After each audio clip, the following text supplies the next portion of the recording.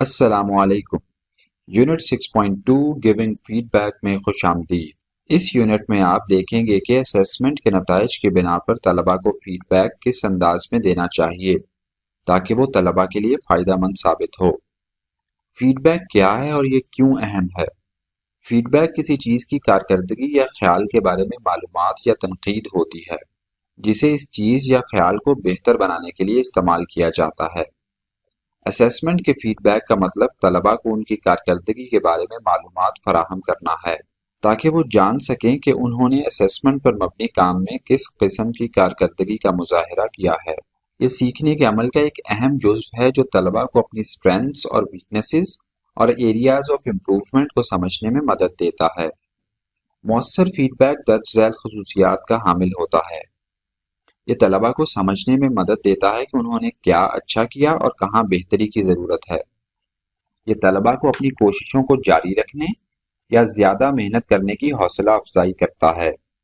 یہ بہتری کے لیے واضح ہدایات فراہم کرتا ہے۔ یہ طلباء کو اپنے کام کا بہتر اندازہ لگانے میں مدد دیتا ہے۔ فیڈ بیک کا استعمال درج ذیل طریقوں سے کیا جا سکتا ہے۔ آپ طالب علم کی ضرورت اور کارکردگی کی بنا پر درج ذیل مختلف قسم کے تاثرات کو یکجا کر سکتے ہیں۔ وضاحت یعنی کلیریفیکیشن۔ اگر آپ کسی طالب علم کے سوچنے کے عمل کے بارے میں الجھن کا شکار ہیں یا طالب علم نے ایسی غلطیاں کی ہیں جو وہ خود وضاحت کرتے ہوئے سمجھ سکتا ہے تو فوراً خود بتانے کی بجائے طالب علم سے واضح سوالات پوچھیں، جیسے ڈیش سے آپ کی کیا مراد ہے، آپ کو یہ جواب کیسے ملا، وغیرہ وغیرہ۔ اس بات کو یقینی بنائیں کہ آپ کے سوالات آپ کی سوچ کی وضاحت کرتے ہوں۔ تعریف یعنی پریز۔ اگر طالب علم نے کچھ اچھا کیا ہے تو انہیں مخصوص فیڈ بیک دیں۔ صرف یہ نہ کہیں کہ آپ نے بہت اچھا کام کیا ہے، بلکہ یہ کہیں کہ آپ نے جیم سے بہت اچھے الفاظ بنائے ہیں۔ اسی طرح اگر کسی طالب علم نے جزوی طور پر درست جواب دیا ہو تو طالب علم کو بتائیں کہ ان کے جواب کا کون سا حصہ درست تھا۔ غلطی کی نشاندہی۔ اگر کسی طالب علم نے غلطی کی ہے تو درست جواب ظاہر کیے بغیر اس کی نشاندہی کریں۔ طالب علم کو فوراً درست جواب بتانے سے گریز کریں تاکہ ان میں غلطی کی نشاندہی کرنے کی حوصلہ افزائی کی جا سکے۔ مثال کے طور پر انہیں یہ کہیں کہ جیم سے ایک اور لفظ بھی بنتا ہے جو آپ نے یاد کیا ہوا ہے، کیا آپ مجھے وہ بتا سکتے ہیں؟ دلچسپی اور توجہ برقرار رکھنا۔ طلباء کو ان کے کام کو بہتر بنانے یا اچھا کام جاری رکھنے کے لیے کوئی اور ٹارگٹ بھی فراہم کریں۔ مثال کے طور پر ان سے کہیں کہ جیم سے کوئی 10 لفظ تلاش کرنے کی کوشش کریں۔ یہ ضروری ہے کہ فیڈ بیک ہمیشہ مثبت لہجے میں دیا جائے اور اس کے لیے حوصلہ افزا الفاظ یا جملے استعمال کیے جائیں۔ مثال کے طور پر آپ طلباء سے کہہ سکتے ہیں کہ کوشش کرتے رہیں، آپ جتنی زیادہ مشق کریں گے اتنا ہی بہتر سمجھ پائیں گے، وغیرہ۔ جب طلباء اپنی غلطیوں کو درست کرتے ہیں تو ان کی حوصلہ افزائی ضرور کریں۔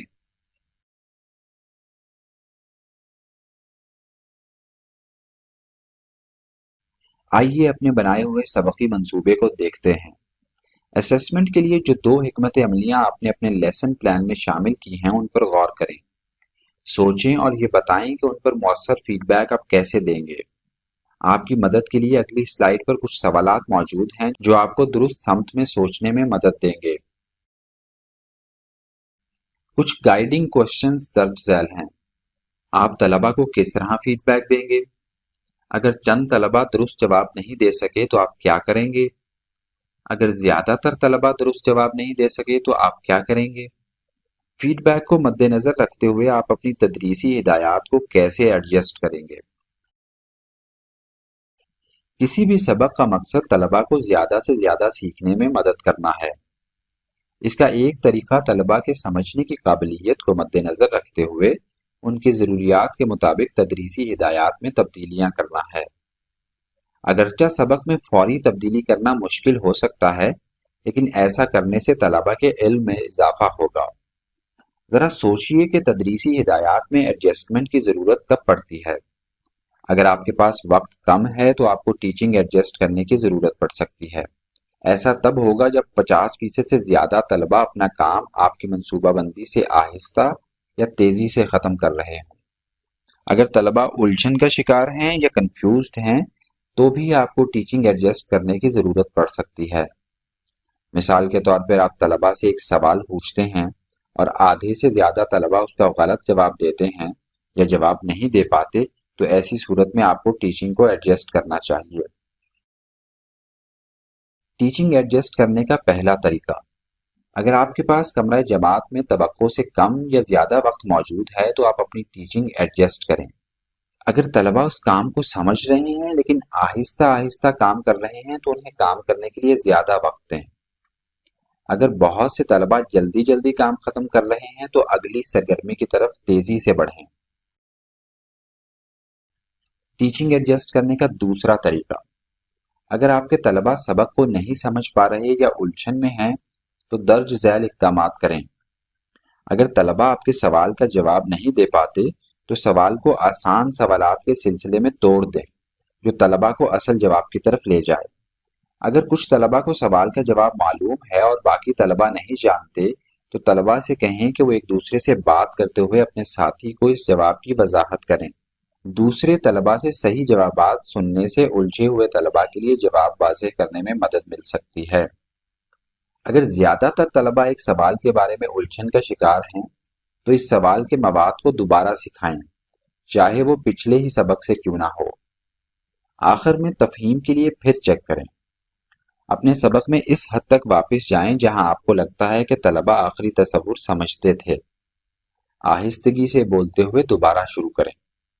مثال کے طور پر ایک مختلف وضاحت دیں جو طلبہ کو مواد کو بہتر طور پر سمجھنے میں مدد دے سکتی ہو۔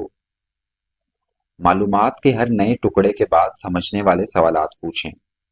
اس لمحے آپ کو نئے سوالات کرنے کی ضرورت پڑ سکتی ہے۔ آئیے ایک مثال دیکھتے ہیں جس میں ٹیچر اپنے طلبہ کو مؤثر فیڈ بیک دے رہا ہے۔ ایک ایکٹیویٹی کرنے لگے ہیں ہم کلاس میں، رائٹنگ ایکٹیویٹی، اور میرے بچے دونوں کلاسوں کے بہت اچھے ہیں۔ اس طرف کون سی کلاس بیٹھی ہوئی ہے اور اس طرف ایک کمپٹیشن ہو جائے مزے والا۔ مؤثر فیڈ بیک بروقت، مخصوص اور حوصلہ افزا ہونا چاہیے۔ یہ طالب علموں کو سیکھنے اور بڑھنے میں مدد کرنے کے لیے ضروری ہے۔